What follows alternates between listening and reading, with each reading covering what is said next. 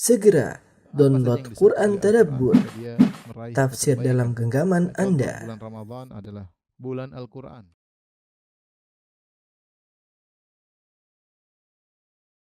Bismillahirrahmanirrahim. Assalamualaikum warahmatullahi wabarakatuh. Alhamdulillahi ala ihsanih wa syukru lahu ala taufiqihi wa amtinani. Wa asyhadu an la ilaha illallah wahdahu la syarika lahu ta'ziman li sya'nih. Wa asyhadu anna Muhammadan abduhu wa rasuluhu da'ila ridwani. Allahumma salli alaihi wa ala alihi wa ashabihi wa ikhwanih. Ikhwan akhwat yang dirahmati Allah Subhanahu wa taala, para jamaah Masjid As-Sunnah Bintaro yang dirahmati oleh Allah Subhanahu wa taala. Kita melanjutkan pelajaran kita tentang al-firaq al-muntasibah ilal Islam, itu firqah-firqah yang menyandarkan diri mereka kepada Islam, yaitu firqah Islamiyah. Kita pelajari satu demi satu. Kemarin itu sudah belajar tentang al-Jahmiyah, kemudian al-Mu'tazilah. Pada kesempatan ini kita akan bahas tentang al-Kullabiyah, ya, al-Kullabiyah. Sebelum kita bahas tentang al-Asy'ariyah. Al-Kullabiyah adalah nisbah kepada salah seorang yang dikenal dengan nama Abdullah bin Sa'id ibn Kullab al-Qattan al-Basri, ya. Saya akan sebutkan namanya, ya. Jadi al-Kullabiyah.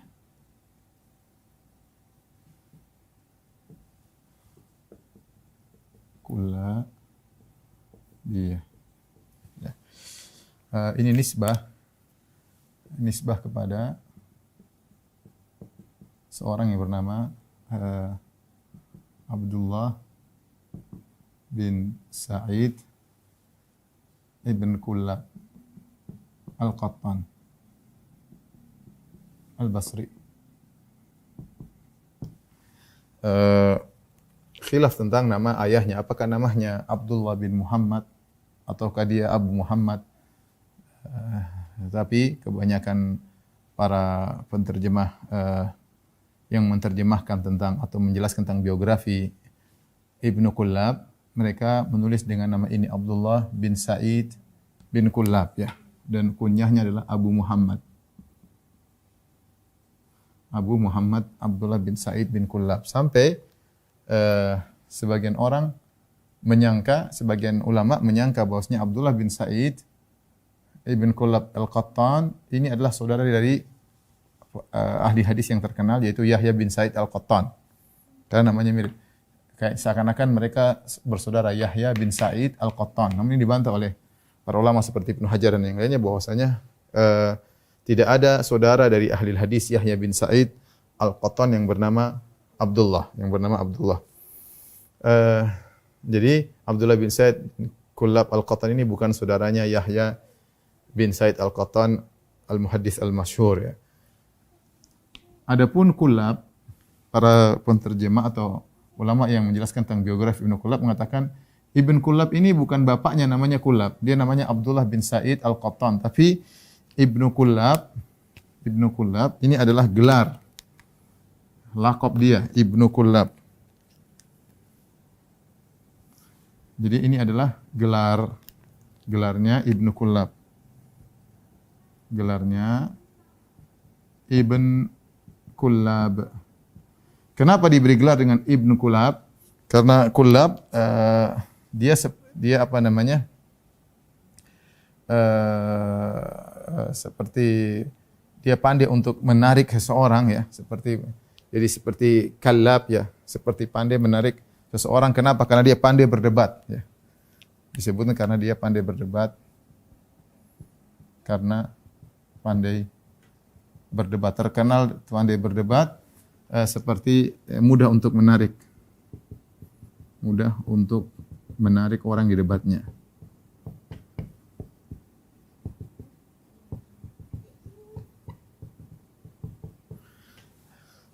Di masa siapa dia hidup? Ya, Ibnu Kullab ini hidup, ya, di zaman Imam Ahmad. Di zaman Imam Ahmad. Imam Ahmad wafat, kalau tidak salah, ya, wafat 241 Hijriah. Demikian juga Ibnu Kullab ya, Ibnu Kullab disebutkan oleh sebagian ulama Ibnu Kullab juga wafat 241 Hijriyah ya, jadi dia hidup di zaman Al-Imam Ahmad dan di masa Khalifah Al-Ma'mun. Kemudian khilafah-khilafah yang terpengaruh dengan mazhab Mu'tazilah. Ya, kita tahu Khalifah Al-Ma'mun dikelilingi oleh para tokoh-tokoh Mu'tazilah seperti Ibnu Abi Duat ya dan yang lainnya. Ya, ketika itu Khalifah Al-Ma'mun memaksa orang-orang untuk mengatakan Al-Qur'an adalah makhluk ya. Inilah Muhammad atau Abdullah bin Sa'id Ibnu Kullab, jadi hidup di zaman Al-Imam Ahmad rahimahullahu taala ya. Kenapa disebut dia pandai berdebat? Karena dia suka berdebat dengan Jahmiyah dan Mu'tazilah, membantah mereka. Bagaimana sejarah munculnya pemikiran Ibnu Kullab ya? Pemikiran Ibnu Kullab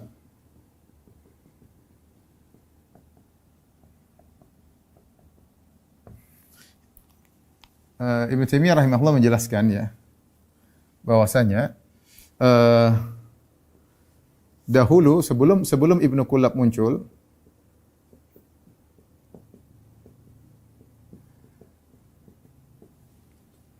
sikap orang terhadap sifat cuma dua ya, kelompok-kelompok yang berkaitan dengan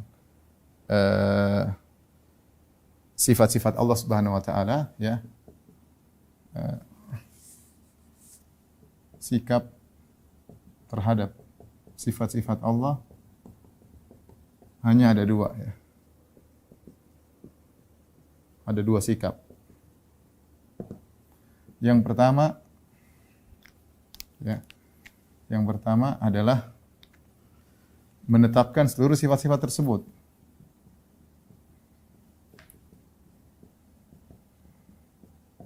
Sifat-sifat Allah yang datang dalam Al-Qur'an. Seluruh sifat-sifat tersebut ya. Ini adalah mazhab Ahlus Sunnah. Ya, mazhab Ahlus Sunnah. Yang dibawa oleh Imam Ahmad dan para ulama yang lainnya. Kemudian sikap kedua adalah menolak seluruh sifat tersebut. Menolak seluruh sifat-sifat tersebut.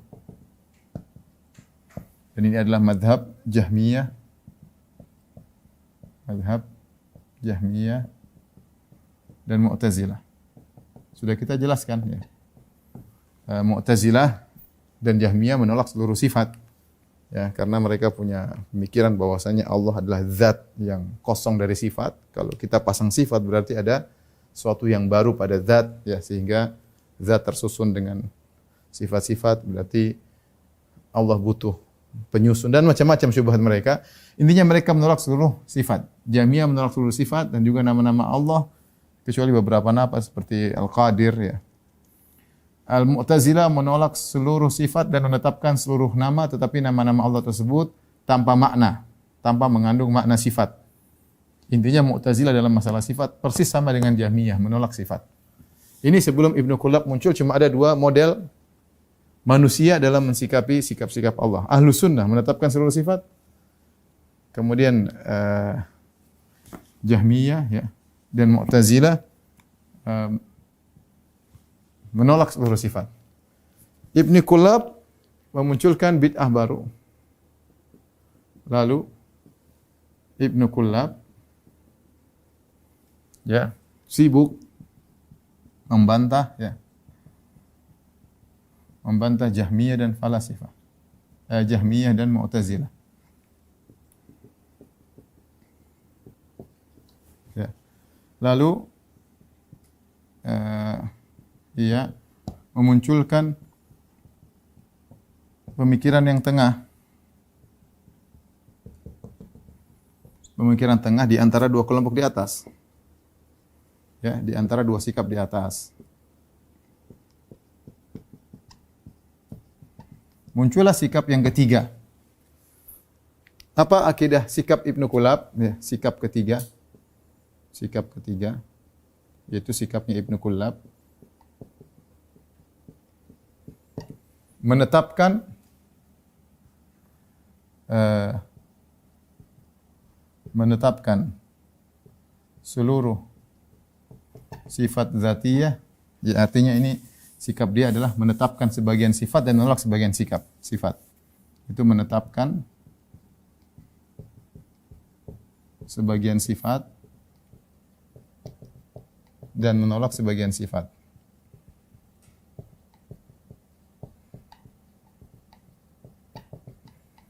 Ya, harusnya ya kalau enggak nolak semua atau tetapkan semua.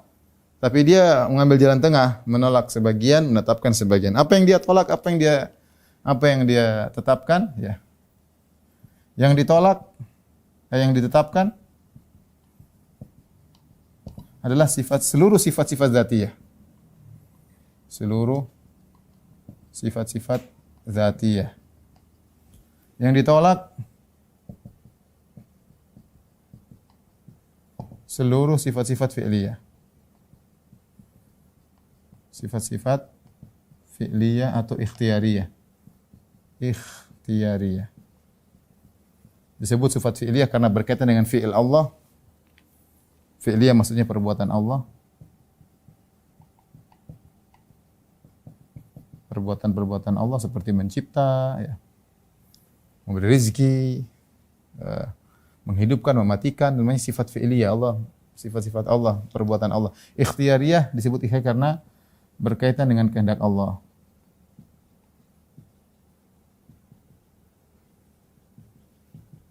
Jika Allah ingin melakukan, Allah lakukan. Jika tidak, maka tidak.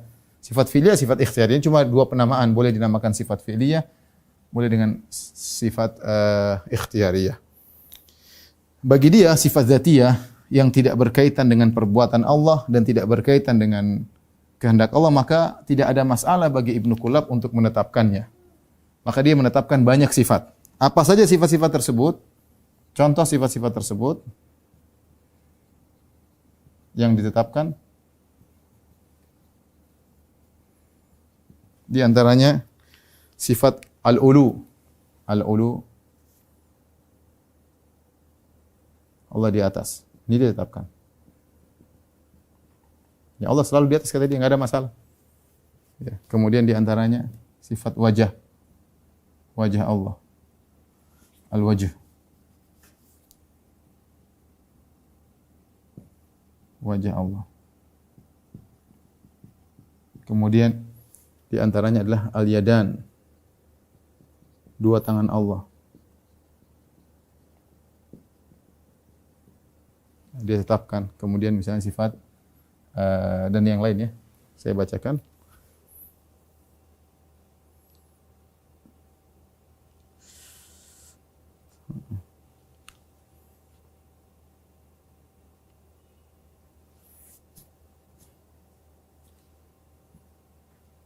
Kemudian misalnya sama wal basar wal kalam, ya.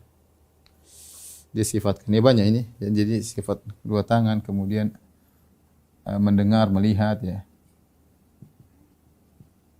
Dengar, melihat, berbicara, dan lain-lain, dan lain-lain. Ini secara umum dia menetapkan sifat-sifat sifat-sifat zatiyah, ya, baik zatiyah aqliyah, sifat zatiyah yang ditunjukkan oleh akal seperti sifat irada, sifat ilm, sifat kudrah, banyak, ya. Ataupun zatiyah khobariyah, yang zatiyah yang tidak diketahui kecuali dengan dalil, ya. Baik, mungkin saya pisahkan lagi bahwasanya sifat zatiyah itu ada dua.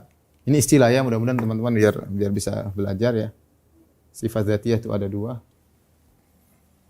yang ditetapkan oleh Ibnu Kullab.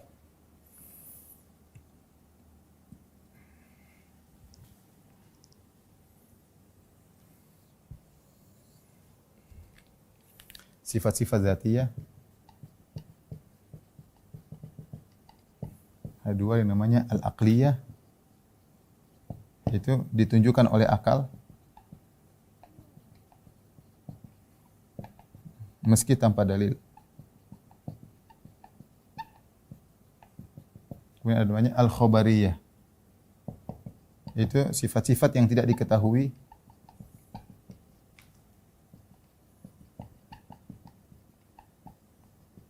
kecuali dengan dalil. Dua-duanya ditetapkan oleh Ibnu Kullab. Contohnya seperti yang ditunjukkan oleh akal meski tanpa dalil, misalnya apa? Sifat ilmu, kemudian irada, kemudian mendengar, melihat, ya, ini contoh. Hidup misalnya. Namanya Tuhan ini sifat-sifat yang diketahui meski tanpa dalil pun orang tahu. Adapun sifat yang tidak diketahui kecuali dengan dalil, contohnya seperti wajah, ya. Di antara juga ini adalah al-ulu. Menurut Ibnu Kullab, di antara sifat yang ditunjukkan oleh akal adalah al-ulu, ketinggian Allah. Ketinggian Allah Subhanahu wa taala. Menurut dia masuk akal. Makanya pendapat Ibnu Kullab dinukil oleh Ibnu Qayyim dalam kitabnya Ijtima' al-Juyush al-Islamiyah, ya. Bagaimana Ibnu Kullab berusaha menetapkan sifat Allah Maha Tinggi dengan akal, ya. Kemudian wajah seperti kedua tangan, ya. Dan lain-lainnya. Ini tidak mungkin kita tahu kecuali karena Allah menghabarkan, maka kita tetapkanlah. Ini nanti kenapa saya jelaskan ini, karena untuk membedakan antara Asy'ariyah dengan Kullabiyah. Kalau Asy'ariyah dia hanya menetapkan yang ditunjukkan oleh akal, yang ini tidak, ya. Yang ditunjukkan oleh khabar dia tidak tetapkan, dia akan takwil seluruhnya, tapi dia hanya menetapkan sifat-sifat dzati yang ditunjukkan oleh akal. Adapun sifat-sifat fi'liyah ditolak oleh Ibnu Kullab, ya. Ditolak oleh Ibnu Kullab. Kenapa ditolak? Kenapa ditolak? Ya.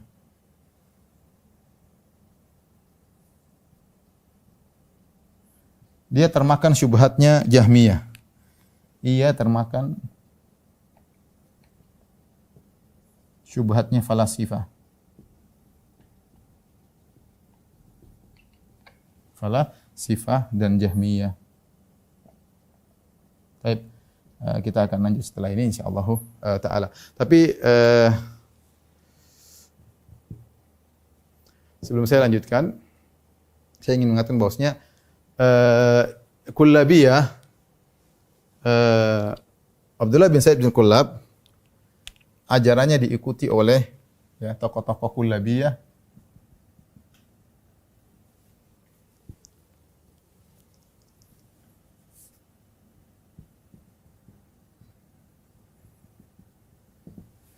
Di antaranya adalah tentunya kepalanya Abdullah bin Sa'id bin Kullab, kemudian di antaranya adalah Al-Harits Al-Muhasibi. Harits Al-Muhasibi. Kemudian di antaranya adalah Abul Abbas Ahmad Al-Qalanisi. Kemudian di antaranya juga diikuti oleh Abu Bakar As-Subghi. Di antaranya diikuti juga oleh Abul Hasan Al-Asy'ari. Dia tidak ketemu dengan Ibnu Kullab, tapi pemikirannya persis seperti Abul Hasan Al-Asy'ari pada fase kedua. Ya.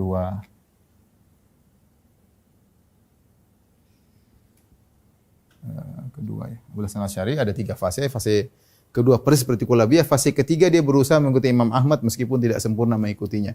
Abul Hasan Al-Asy'ari fase pertama 40 tahun jadi imam Mu'tazilah.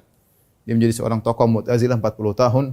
Dan dia berguru kepada suami ibunya Abu Ali Al-Jubba'i sehingga dia jadi tokoh Mu'tazilah. Kemudian dia berubah terpengaruh dengan Kullabiyah pada fase keduanya, ya. Sehingga Asy'ariyah mutaqaddimin mazhabnya persis Kullabiyah, ya. Saya ulangi, karenanya mazhab Asy'ariyah mutaqaddimin, Asy'ariyah terdahulu persis Kullabiyah. Persis Kullabiyah, ya, menetapkan seperti Al-Baihaqi, kemudian Al-Baqillani. Mereka menetapkan sifat wajah, sifat ulu, sifat tangan, enggak ada masalah bagi mereka. Asy'ariyah yang belakangan ini yang kembali kepada Mu'tazilah, nanti akan kita jelaskan pada saatnya. Tapi intinya inilah tokoh-tokoh Kullabiyah, Al-Harits Al-Muhasibi, Abul Abbas Ahmad Al-Qalanisi, Abu Bakar As-Sabghi, kemudian Abul Hasan Al-Asy'ari, terpengaruh dengan Kullabiyah. Taib. Sebelum kita hapus saya ulangi lagi ya. Agar ada cara berpikir sebelum saya sebutkan tentang syubhat-syubhatnya, saya ulangi. Abdullah bin Sa'id bin Kullab Al-Qatan Al-Basri, dia hidup di zaman Imam Ahmad ya. Kemudian dia disebut Ibnu Kullab karena pandai berdebat, dia mengalahkan debat Jahmiyah, dia mengalahkan debat Mu'tazilah ya. Dan orang terpengaruh dengan dia seperti Al-Harits Al-Muhasibi, Abul Abbas Al-Qulani, Abu Bakar As-Sabghi, Abu Hasan Al-Asy'ari mengikuti mazhab Kullabiyah pada fasenya yang kedua. Abu Hasan Al-Asy'ari sebut 3 fase. Fase pertama adalah fase Mu'tazilah selama 40 tahun, kemudian fase Kullabiyah, kemudian setelah itu dia menulis Al-Ibanah, berusaha mengikuti Imam Ahmad meskipun tidak sempurna mengikutinya, tapi dia sudah bertekad untuk mengikuti mazhab Imam Ahli Sunnah Ahmad bin Hanbal ya dalam kitabnya Al-Ibanah meskipun tidak sempurna dalam pengikutannya ya. Baik. Adapun bagaimana kronologi pemikiran Kullabiyah, Imam Ibn Taimiyah menyebutkan sebelum Ibnu Kullab muncul, sikap terhadap psikologi cuma ada 2, menetapkan seluruh sifat, itu mazhab Ahlu Sunnah, atau menolak seluruh sifat, mazhab Jahmiyah Mu'tazilah. Dia datang dengan sifat ketiga. Ibnu Kullab sibuk membantah Jahmiyah, Mu'tazilah, lalu dia munculkan pemikiran tengah di antara 2 sikap atas, itu sikap ketiga, sikap Ibnu Kullab, ya, menetapkan sebagian sifat dan menolak sebagian sifat. Apa yang dia tetapkan? Dia tetapkan sifat-sifat dzatiyah. Sifat dzatiyah yang dia tetapkan, ada namanya sifat dzatiyah aqliyah, yang ditunjukkan oleh akal meski tanpa dalil, dan ada sifat dzatiyah khabariyah yang tidak mungkin diketahui kecuali dengan dalil. Kita kalau Allah enggak ngabarkan Allah punya wajah, kita enggak mungkin percaya Allah punya wajah. Kalau Allah enggak ngabarkan Allah punya 2 tangan, kita enggak percaya. Tapi Allah mengabarkan, qul antum a'lamu amillah, kalian lebih tahu atau orang lebih tahu, Allah kabarkan tentang dirinya, ya kita percaya. Ini diimani oleh Kullabiyah sifat dzatiyah secara umum ya. Beda dengan Asy'ariyah hanya mengimani sifat aqliyah. Nanti saatnya kita bahas. Adapun yang ditolak oleh Kullabiyah adalah sifat-sifat fi'liyah. Sifat fi'liyah disebut juga sifat ikhtiyariyah. Apa itu fi'liyah? Sifat yang berkaitan perbuatan Allah. Perbuatan Allah seperti mencipta, memberi rizki, menghidupkan, mematikan. Ikhtiyariyah disebut juga dengan sifat ikhtiyariyah karena berkaitan dengan kehendak Allah. Allah ingin melakukan, memberi rizki, Allah kasih. Allah tidak kasih rizki, Allah tidak kasih. Allah ingin mematikan, Allah matikan. Allah ingin menghidupkan, Allah menghidupkan. Maka berkaitan dengan kehendak Allah disebut ikhtiyar. Khiyar ya, khiyar itu artinya pilihan. Berkaitan dengan kehendak Allah Subhanahu wa taala. Kenapa ditolak? Ibnu Kullab termakan dengan syubhatnya falasifah dan Jahmiyah. Akan kita jelaskan setelah ini. Tolong dihapus. Ya Allah ya Rabbi.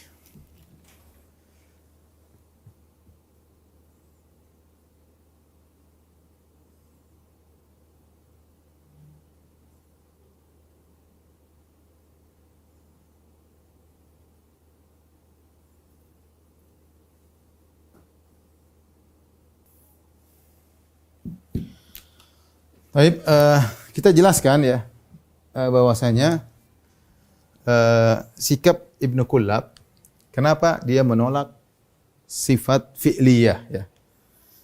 Ibnu Kullab menolak sifat fi'liyah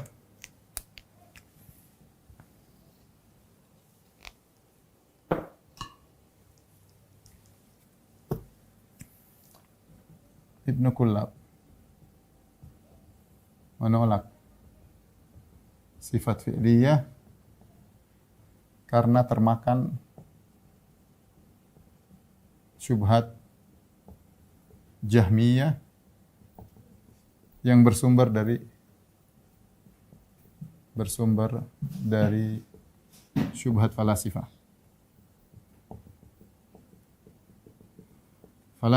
Falasifah dalam hal ini adalah Plato ya. Kemudian Aristoteles, kemudian dan Platonis ya. Kalau bahasa Arabnya Aflatun, Aristo, kemudian Aflutin. Ini Aflatun kalau bahasa Arabnya. Ini Aristo. Kalau ini Aflutin. Ini Plato dan Aristoteles kalau tidak salah sekitar abad ke-4 sebelum Masehi. Adapun Aflutin ini belakangan, dia abad ke-3 setelah Masehi. Yang ketiga tokoh falasifah Yunani ini berpendapat bahwasanya ya, namanya Tuhan atau causa prima syaratnya harus statis. Dan tapi mereka ada perbedaan pendapat juga tentang statisnya bagaimana. Yang harus simple dan statis, tidak boleh mengandung unsur banyak, harus simple dan statis. Ya, di antaranya Aflatun, ya, dalam bukunya Al-Qanun atau The Laws of Plato, dia mengatakan Tuhan harus tidak bergerak. Tuhan harus tidak bergerak. Ini syarat mereka. Kalau Tuhan bergerak berarti Tuhan tidak sempurna kecuali dengan gerakan tersebut. Jadi ini logika dia ya, pakai logika Tuhan harus sempurna. Kalau Tuhan sempurna maka Tuhan tidak boleh ada kegiatan. Karena kalau Tuhan ada kegiatan berarti Tuhan baru sempurna, tidak sempurna kecuali dengan kegiatan tersebut. Akhirnya mereka mengatakan Tuhan itu harus statis. Karena Tuhan harus statis, inilah syubhat ya. Syubhat diambil oleh statis ya. Tidak bergerak. Syubhat ini diambil oleh Jahmiyah. Dan Mu'tazilah. Sehingga yang intinya adalah semua tidak ada sesuatu yang baru dalam Tuhan. Tidak boleh ada sesuatu yang baru dalam Tuhan. Ini ingat, ini tidak ada dalilnya sama sekali. Ini syarat Tuhan. Syarat yang mereka pasang, tidak ada boleh sesuatu yang baru pada Tuhan. Kalau sifat fi'liyah, Allah mencipta, tidak ada yang baru kan, baru mencipta berarti atau memberi rezeki berarti tadinya tidak diberi rezeki kasih rezeki. Ini sifat ikhtiyariyah. Ini berarti baru pada Allah, harus ditolak dari Allah Subhanahu wa taala, harus ditolak dari Allah Subhanahu wa taala. Tidak ada boleh sesuatu yang baru pada Tuhan. Ini syubhatnya benar-benar diambil dari buku-buku mereka dan buku-buku mereka masih ada sampai sekarang. Di antara buku yang paling bagus menjelaskan tentang pola pemikiran mereka adalah karangan seorang Yahudi yang pernah lama tinggal di Tunisia. Banyak tentunya buku menjelaskan ini banyak. Kita bisa baca buku langsung juga ada di internet juga dalam bahasa Inggris, The Laws of Plato, ya banyak juga, atau dalam bahasa Arab juga diterjemahkan. Misalnya Tasu'at Aflutin ya. Dan banyak ya. Tapi di antara buku yang saya baca paling bagus judulnya adalah Al-Madhahib Al-Falsafiyah Al-Yunaniyah fil Alam Al-Islami, karya David Santalina. David Santalina adalah seorang Yahudi tapi dia pakar mazhab Maliki, tinggal di Tunis. Dia pakar mazhab Maliki, bahkan diminta untuk membantu menulis hukum-hukum undang-undang berdasarkan mazhab Maliki. Sampai ketika ditulis biografinya, kalau orang melihat dia disangka dia ulama besar mazhab Maliki, ternyata dia Yahudi. Ya. Bahkan dia memberi banyak pengajaran-pengajaran tentang filsafat, dia profesor filsafat. Maka dia jelaskan tentang Aflatun, Aristo, Aflutin dan yang lainnya. Intinya mereka mensyaratkan Tuhan harus statis ya. Dan ini sudah pernah kita bahas. Kenapa ada teori Al-Faid Aflatun, ini sudah kita bahas dalam pembahasan tentang falasifah. Saya tidak ingin ulang karena rumit ya. Taib. Ininya mereka tidak boleh sesuatu yang ada pada Tuhan, sehingga mereka mengungkapkan dengan suatu istilah ma yahulu bihi al-hawadits fahuwa hadits. Apa yang ditempati oleh sesuatu yang baru, maka dia juga baru. Ini syarat Tuhan, ini tidak ada dalilnya. Murni otak, dan ini murni otaknya falasifah. Diambil oleh Jahmiyah dan dilanjutkan Mu'tazilah, dilanjutkan oleh Kulabiyah, dilanjutkan oleh Asy'ariyah. Ya. Nanti kita akan bikin perbandingan. Apa yang ditempati oleh sesuatu yang baru, maka dia juga baru. Berarti kalau ada sesuatu yang baru pada Allah, berarti Allah juga makhluk. Intinya kalau ada sesuatu yang baru, maka Allah juga makhluk. Nah, di sini dua sikap penerapan syubhat ini. Sikap Jahmiyah dan Mu'tazilah,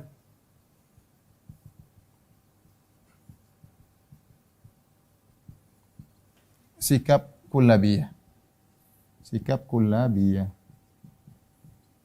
Sama-sama syubhatnya sama ya. Syubhatnya sama tapi karena otaknya beda, penerapannya beda, cara mengekspresikannya beda, maka timbul dua pendapat.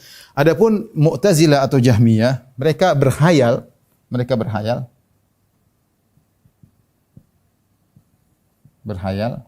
ada zat tanpa sifat. Jadi kata mereka zat beda, sifat beda. Jadi zat beda, sifat beda. Ini nanti pembahasan lagi panjang. Zat beda, sifat beda ya.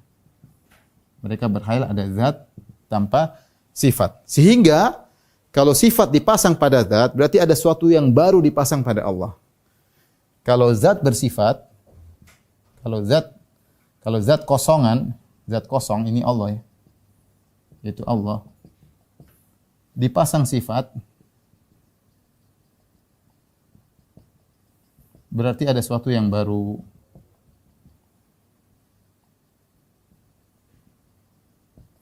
Karenanya kata karenanya mereka menolak seluruh sifat. Akhirnya mereka menolak seluruh sifat. Tidak ada sifat Allah Subhanahu wa taala. Yang ada cuma zat. Ya, sifat adalah makhluk dan yang lainnya ya. Ini pola pikir mereka ya. Nah, Kullabiyah punya cara pemikiran kata dia ya. Kita bagi dua. Jadi kalau Allah mau dibagikan bagi dua menjadi dua, misalnya zat tidak mungkin tanpa sifat. Tidak ada zat tanpa sifat, tidak bisa dibayangkan zat tanpa sifat itu enggak ada. Kalau zat tanpa sifat, zat kosong dari sifat ya, semua pasti paling tidak sifat wujud, sifat kudrah, sama zat tanpa sifat itu mustahil ada, cuma ada di khayalan. Kata dia, zat tidak mungkin tanpa sifat. Allah sejak azali sudah dengan sifat-sifat zatiyah. Sifat-sifat zatiyah. Sifat-sifat zatiyah yang tadi kita jelaskan. Adapun sifat fi'liyah tidak boleh bagi Allah. Itu yang baru. Baik, ini sederhananya demikian. Inilah sifat kullabiyah yang mereka tolak sifat fi'liyah. Mereka tolak sifat fi'liyah seperti contohnya sifat fi'liyah misalnya Allah ridho. Ridho kan baru, tadinya tidak ridho kepada si fulan. Ini baru berarti ditolak. Allah mencintai, tadinya tidak mencintai kemudian mencintai, ditolak. Enggak. Sifatul kalam apalagi ada Allah berkata ya Musa, ya Allah ngomong ya Musa ketika ada Musa. Berarti ini baru dong. Ditolak sifatul kalam. Ada namanya kalamun nafsi. Adapun kalam dengan suara yang didengar oleh Musa itu tidak ada bagi Allah Subhanahu wa taala. Dan banyak lagi syubhat yang muncul akibat atau pentakwilan terhadap sifat-sifat Allah yang muncul akibat ini. Ya. Muncul akibat syubhat ini. Tapi saya akan menggunakan komparasi. Komparasi. Ya.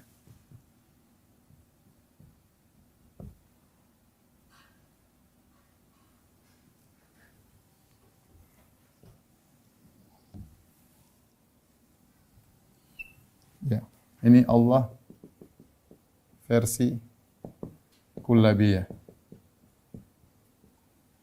Allah versi ahlu sunnah. Ahlu sunnah wal jamaah mengatakan bahwasanya Allah maha berbuat apa yang dia kehendaki. Yang ia kehendaki.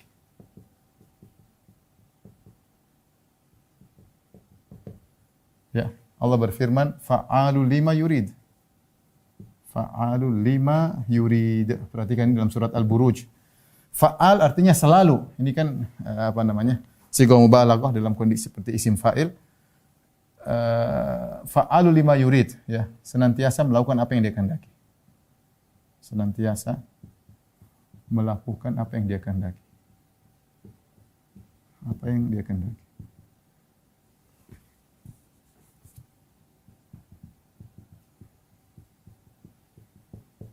Hanya Tuhan ya. Dan perbuatan itu tanda kehidupan. Ya. Selalu melakukan perbuatan yang Allah kehendaki. Mau mencipta, mau ini, mau anu. Allah melakukan apa yang Allah kehendaki. Yang menunjukkan bahwasanya perbuatan Allah selalu berkaitan dengan kehendak. Ya. Adapun ini kalau versi kullabiyah Allah statis. Tidak ada bikin perbuatan baru. Coba kita bicara secara logika ya. Apa bedanya yang mati dan yang hidup? Kita bicara, mohon maaf, Allah versi Ahlussunnah, Allah versi kullabiyah. Apa bedanya suatu yang hidup dan yang mati? Yang hidup kan punya perbuatan, berarti itu tanda dia hidup. Allah mafa'alu lima yurid. Ya. Afaman yakhluqu kama la yakhluq, kata Allah Subhanahu wa taala dalam ayat yang lain. Afaman yakhluq kaman la yakhluq, afala tadhakkarun?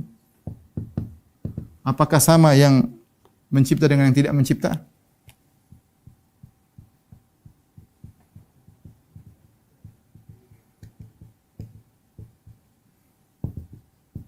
Itu beda. Allah selalu mencipta. Ya. Kalau ada dua zat, satu selalu mencipta, selalu statis, mana yang lebih sempurna? Yang selalu mencipta atau yang selalu statis? Tentu yang lebih sempurna yang selalu mencipta. Kata mereka tidak. Allah statis. Tidak ada yang baru, sudah. Selesai. Zaman azali enggak ada lagi, sudah. Selesai. Ini Allah versi mereka. Ya. Kemudian kedua misalnya. Misalnya, kita bicara tentang kalamullah.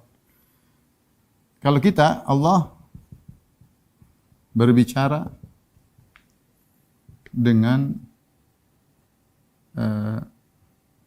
topik yang Allah kehendaki.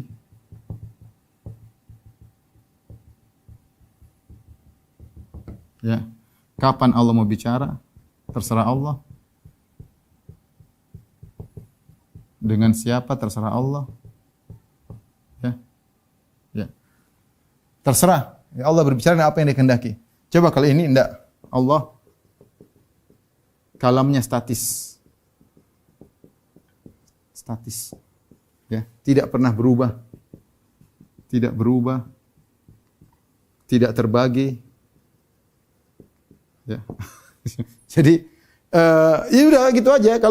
Kalau ini gimana coba? Ini ngomong, makanya kullabiyah membuat suatu kaidah namanya bahasa jiwa, kalamun nafsi. Ini sangat berbahaya ya. Sebut al-kalamun nafsi.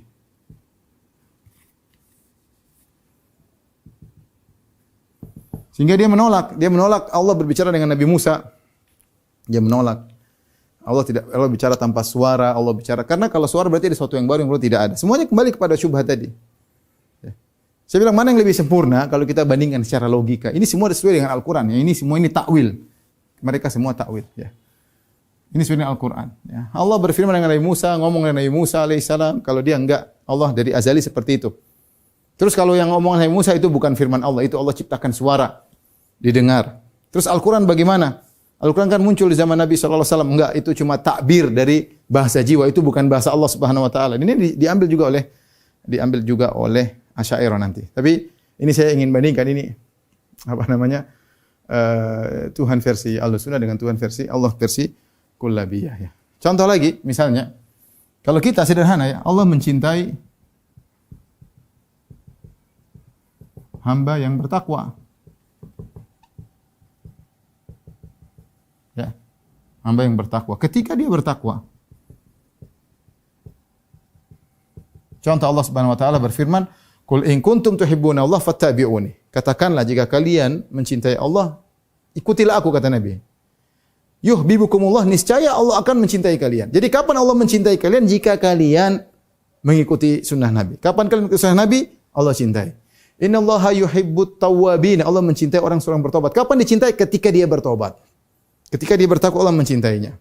Seperti dalam hadis qudsi, "Wala yazalu 'abdi yataqarrabu ilayya bin nawafil hatta uhibbah." Senantiasa hambaku mendekati dirinya dengan perkara sunnah sampai aku mencintainya. Jadi kapan Allah mencintainya? Ketika dia melakukan perkara sunnah. Ini tidak bisa diterima oleh mazhab kullabiyah. Berarti ini cinta baru muncul dong. Sehingga mereka punya mazhab namanya al-muwafat. Al-muwafat. Apa artinya al-muwafat? Karena mereka punya syubhat tidak ada yang boleh berubah pada Allah. Al-muwafat artinya Allah mencintai seseorang yang wafat dalam kondisi Islam, dalam kondisi Allah mencintai seseorang sejak azali. Allah mencintai sejak azali, tidak pernah berubah.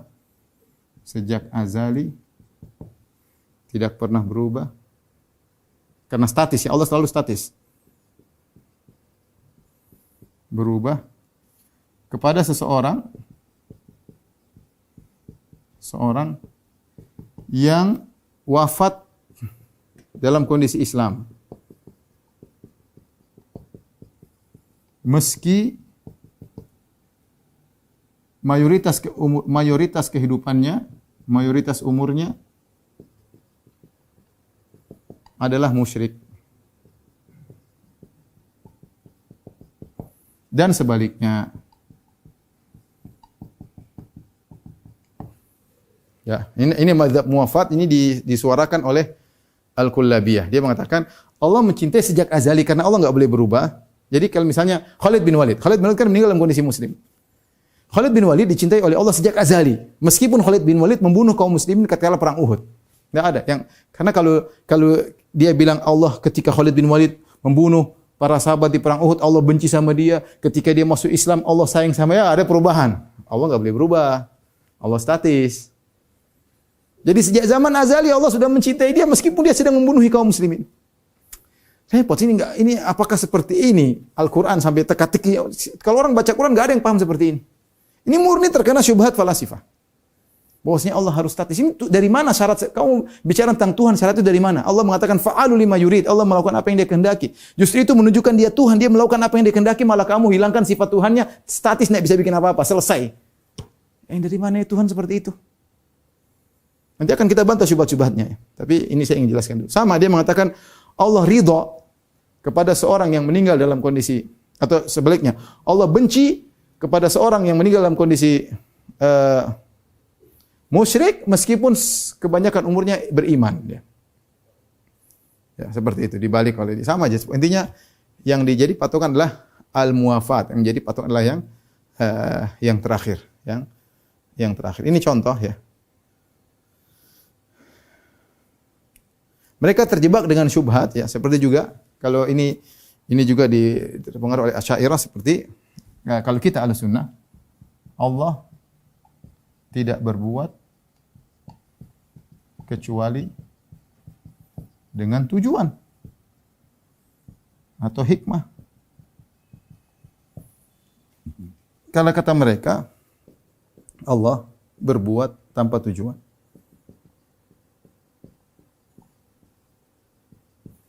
Kenapa? Kalau Allah dengan tujuan berarti Allah ada perubahan. Allah menuju pada satu tujuan ya. Kalau Allah punya tujuan berarti Allah menuju pada satu tujuan ya. Berarti ada dua masalah. Allah akan berubah. Tadinya tidak ada tujuan, kemudian dia baru sempurna kalau mencapai tujuan tersebut. Ada perubahan.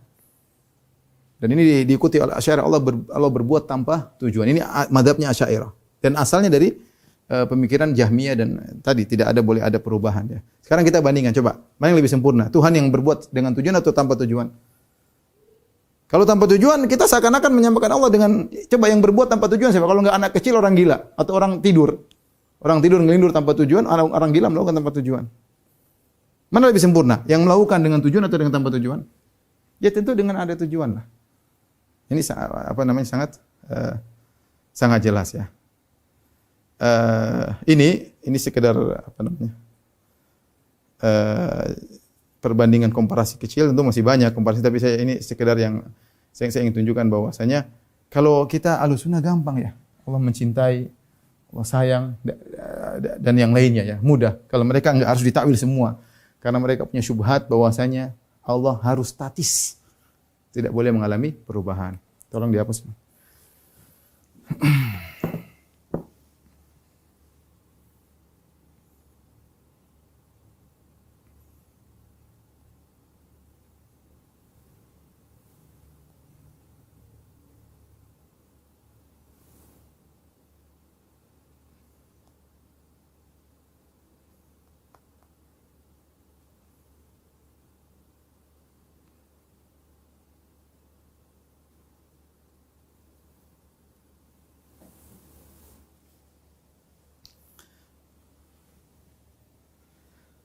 Taib ikhwan,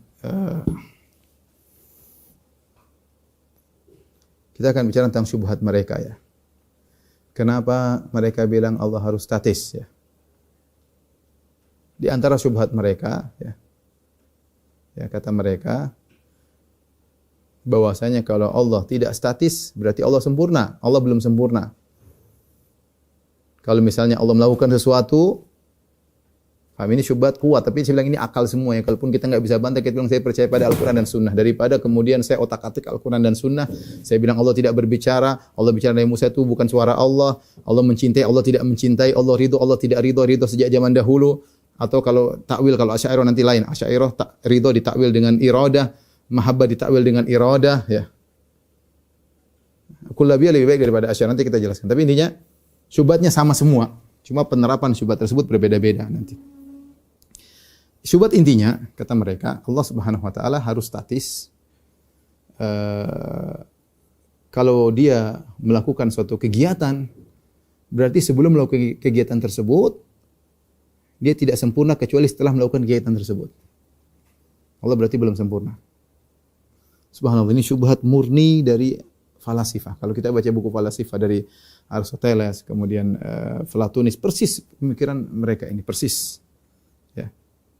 Sehingga mereka mengatakan misalnya Allah Subhanahu wa taala kausa prima terjadinya alam semesta ini bukan karena kehendak, bukan, tapi karena konsekuensi dari kesempurnaan Tuhan sehingga muncul alam semesta tanpa dia berkehendak. Kenapa? Kalau dia berkehendak, berarti dia belum sempurna kecuali setelah kehendaknya dipenuhi, berarti ada perubahan. Bahasanya panjang ya. Contoh sederhana mereka mengatakan, kalau kita bilang Allah berbicara dengan Nabi Musa di zaman Nabi Musa hidup, berarti sifat bicara dengan Nabi Musa baru muncul. Ya. Sifat Nabi Musa baru muncul, mereka mengatakan bahwasanya ya, Allah baru sempurna kecuali setelah berbicara dengan Nabi Musa.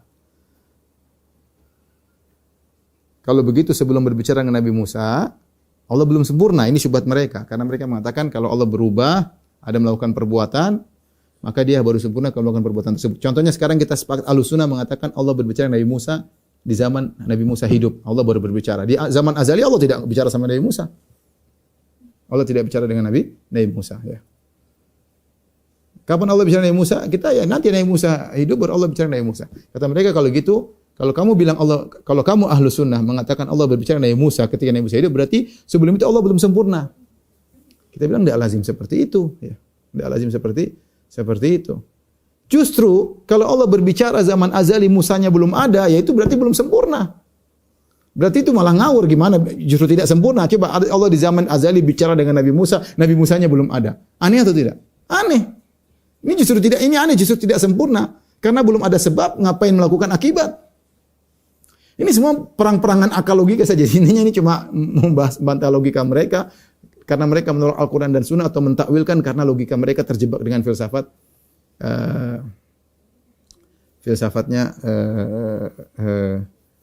Filsafatnya Aristoteles, Plato dan Platonis ya. Sehingga mereka bingung ketika berbicara, termasuk Kullabiyah Asy'ariyah, ketika berbicara tentang sifat mendengar. Contoh sifat mendengar. Sifat mendengar, kalau Ahlussunnah, ya, jadi gini, ketika Ahlussunnah mengatakan sifat ikhtiyariyah, ini perlu diperhatikan. Jadi Ahlussunnah mengatakan ada sifat ikhtiyariyah. Perhatikan sini, sifat ikhtiyariyah. Apa itu sifat ikhtiyariyah? Ikhtiyariyah yaitu sifat, yang tadi sudah disebutkan, yang berkaitan dengan kehendak Allah.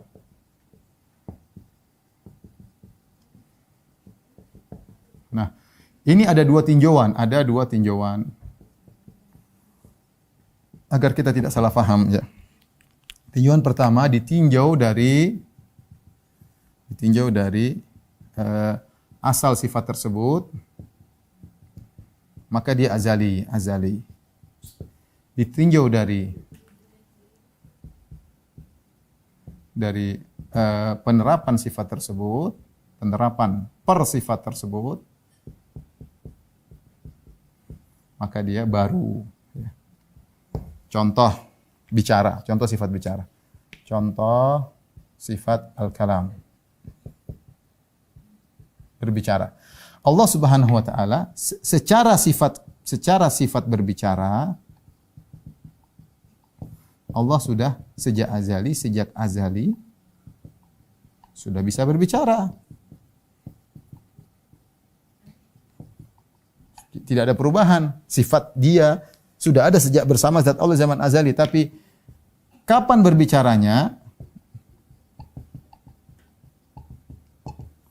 Dengan Musa alaihissalam, dengan malaikat, dengan Nabi Muhammad SAW ketika Mi'raj, Nabi SAW ketika Mi'raj. Ini semua baru terjadi. Menurut mereka, logika mereka, kalau kita tetapkan ini, menurut logikanya kullabiyah, kalau ditetapkan ini, kullabiyah, jika ditetapkan ini, berarti Allah dulu tidak sempurna.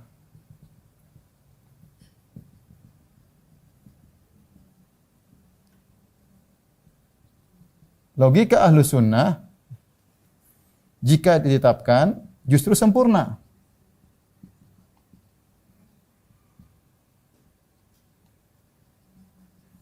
Justru sempurna. Ya.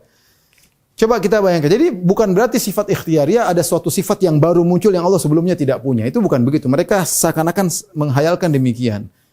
Kita bilang sifat Allah asalnya sudah ada sifat berbicara. Allah sudah ada, tapi kapan bicaranya terserah Allah Subhanahu wa taala. Ya. Allah sudah sejak azali sudah bisa berbicara, tapi kapan berbicaranya terserah Allah Subhanahu wa taala. Bukan suatu yang tiba-tiba dulu Allah tidak punya sifat itu, ya. Sama seperti kalau ada orang kemarin sudah bisa berbicara, sekarang dia ngomong, apakah kita bilang dia baru bisa berbicara sekarang? Kita bilang enggak, sejak kemarin dia sudah bisa berbicara. Ya. Makanya Nabi Isa di antara keajaibannya berbicara sejak kecil, ya. Ya. Beda dengan yang lainnya kita umur 4 tahun baru bisa ngomong. Ya. Ya. Allah sejak azali sudah bisa bicara, tapi kapan berbicaranya terserah Allah. Menurut mereka, menurut kullabiyah, kalau kita bilang Allah berbicara nanti dengan Nabi Musa pada saatnya, dengan malaikat pada saatnya, dengan Nabi Muhammad pada saatnya, berarti Allah tidak sempurna. Berarti sebelumnya ini Allah tidak sempurna sehingga membutuhkan ini. Kita bilang, perhatikan Ahlussunnah, justru kita menetapkan ini menunjukkan Allah sempurna dalam pembicaraannya. Orang yang berbicara statis, cuma ngomong A dari zaman azali sampai sekarang A doang. Mana yang lebih sempurna dengan orang yang bisa ngomong macam-macam? Dia ngomong macam-macam. Gimana kemudian subhanallah mereka terjebak. Sehingga kata mereka firman Allah itu statis kalamun nafsi tidak pernah berubah dari azali sampai selama-lamanya. Begitu tok. Ya ini namanya bukan Tuhan dong, tidak bisa. Justru sesuatu yang bisa berbicara kapan dia kehendaki, dengan siapa, dengan topik apa, itu yang lebih sempurna. Kita bilang, mereka bilang, terus gimana kalau mau sempurna? Ya ini harusnya sudah ada sejak azali. Ini harusnya sudah ada sejak azali supaya tetap statis. Kita bilang kalau ini ada di zaman azali, justru aneh bagaimana kita bilang Allah sejak azali ngomong sama Nabi Musa, wong Musanya tidak ada. Bagaimana kita bilang Allah sudah sejak azali ngomong sama malaikat, malaikatnya belum ada. Justru aneh. Coba kita paksa mereka untuk berbicara tentang sifat mendengar. Ya. Sifat mendengar. Baik. Menurut kullabiyah, sifat mendengar Allah adalah azali, sifat azali. Sifat azali. Ya. Kalau Ahlussunnah wal Jamaah, sifat mendengar Ahlussunnah ada tinjauan dari asal. Dari asal maka azali adalah azali. Tapi dari praktek ya dari tiap pendengaran,